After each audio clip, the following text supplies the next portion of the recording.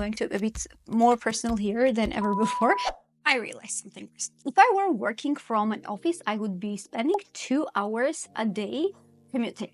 That's 2 hours stuck in traffic.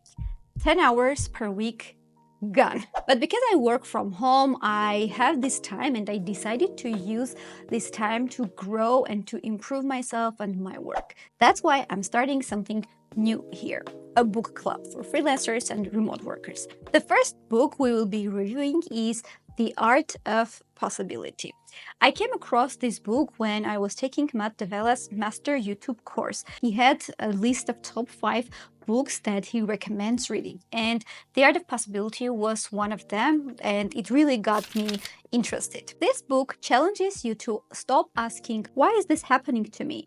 And instead start asking, what's possible for me in this situation? So lesson 1, it's all invented. Here is the first big idea from the book. We live in the stories we create. Think about it. It's very easy that every time you face a challenge, you build a narrative around it. I'm not good enough. This is too difficult. I don't want to go on. But the author says it's all invented. Those are all stories. Those aren't facts. They are all in your head. They are all interpretations. And because they are invented, you can change this narrative. For example, if a client says no to your pitch, no, this is very expensive, you might be thinking, oh no, my services are too expensive, this is not for me, no one will hire me. But if you change this narrative, instead you could say, this wasn't the right fit. What's next? Let me find my target audience. Now, let me give you a personal story. So when I started YouTube, of course, this was a bit of a difficult journey for me because I had lots of back and forth on YouTube. Now I'm very consistent. And I caught myself thinking, there are already so many freelancers, so many creators, that what could I possibly add? Everything is fine now on YouTube. But I stopped and asked myself, what's the story here? What am I telling and how am I different? And found out that this shift of thinking would lead me to the right audience. And nowadays, I'm thankful to you for being a subscriber, for encouraging me. Of course, I have a really good support system, a supportive husband, family, and friends, but the support that I get from complete strangers is very uplifting for me. Sometimes I don't see the impact, but then people message me on LinkedIn or comment under the videos like, thank you, this was helpful, I got my first job on Upwork, or I decided about my career shift. And this is the story that I want to tell. So it's all invented. If you want to succeed, change your narrative, and instead of blaming you, instead of saying, oh, I'm a failure or stuff like that, think that, this is all invented. How can I shift this mindset? The second lesson, I really love this one. You are the board. This hit me really hard. The authors introduced the idea of being the board. So instead of seeing yourself as a victim of the circumstances, they suggest that you take responsibility for what is happening to you. So imagine life is a chessboard. You are not one of the players, but you are the board and everything is happening on you. Get it? Just a second, I forgot to turn on the light. I'm back. Let's say you are dealing with a difficult client. Instead of thinking, why is this happening to me? This client is very difficult. It's an impossible client. Ask yourself, what role am I playing here? Maybe you didn't set clear expectations, or maybe you weren't upfront about your boundaries. The third lesson is about possibility. Possibilities are bigger than the problems. And this is where actually the book really shines, because the authors teach you that no matter the problem, there is always a possibility bigger than the problem. In my own life, I also had moments where I was stuck on a problem and wasn't finding a solution because I was seeing only the problem. And then I was like, okay, what is the possibility here? Because, for example, for my YouTube channel, I was really struggling about creating content while I have a full-time remote job, and it's very difficult to keep up doing all of this. And I asked myself, okay, what is the goal here? It's to create content that resonates with my audience, that is helpful and gets to the people who really need this, who are struggling to find a job on Upwork, on other freelancing platforms, and remote work. So that's why I decided to take this as a possibility and create an atmosphere for me. I sometimes block my calendar for several hours to work on my YouTube production, to be consistent and to see this possibility. Next lesson from this book is the we story. Most conflicts come from the I versus you mindset. I need this, but you are not giving it to me. It's all about division. And the authors flip this with the idea of the we story. So instead of dividing you, I versus you need to be focusing on something else. You need to ask, what do we want to achieve here? And you can implement this in your personal and professional life. Let me bring examples from the book and also my personal life. Give me a raise or I'm quitting my job.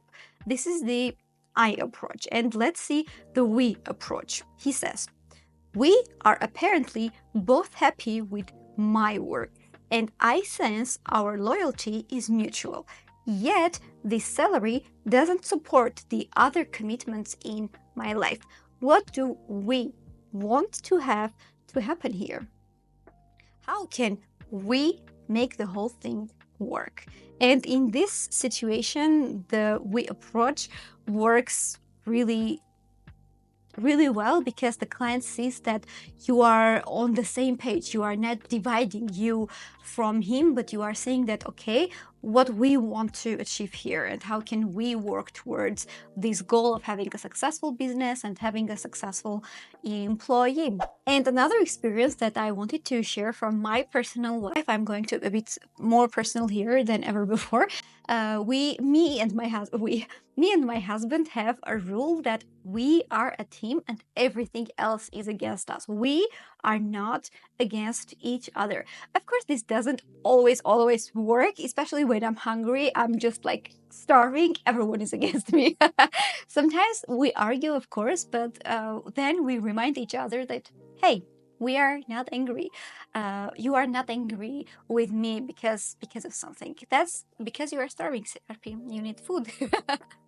I'm not the enemy. But yeah, jokes aside, this mindset changed our relationship, because we don't see each other as our enemies, and we are not thinking like, you did this and I will do this. Instead, we are a team. And when you see yourself as a team, that changes your relationship. And you can implement this too. It's really beautiful and it works every time. So for me, one of the most important lessons from this book is the chapter, The Way Things Are, and the author encourages you to think every time that you are saying something, and he wants you to distinguish between the downward spiral and the conversations for possibility. So each time he wants you to ask yourself, am I speaking from here or from here? What is the possibility for me? Let me bring an example. Sometimes people talk about classical music and say that, youth is not interested in classical music, and that is a downward spiral, a thought that you don't want. I froze for a second.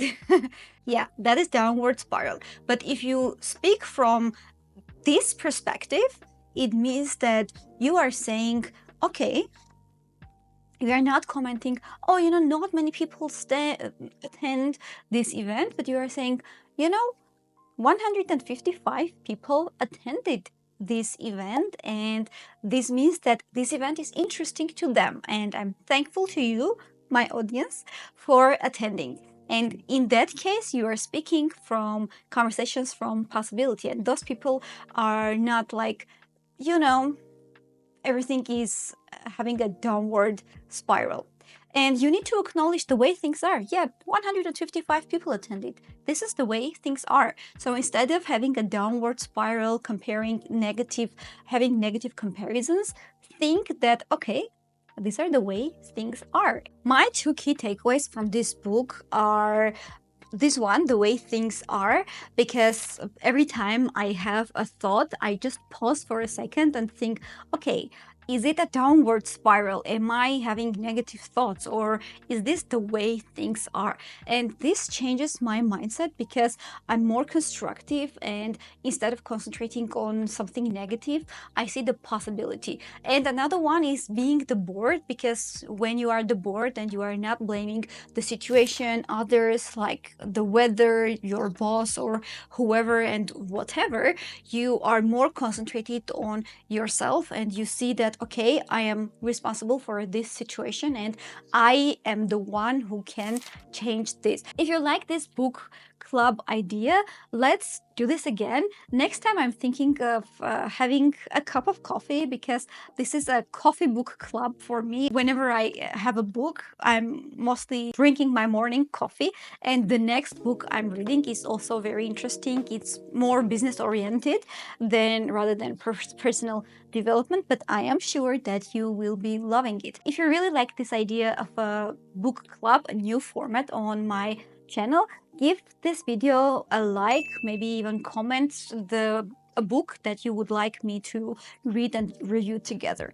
Grab your coffee next time, and let's meet again soon. Bye bye.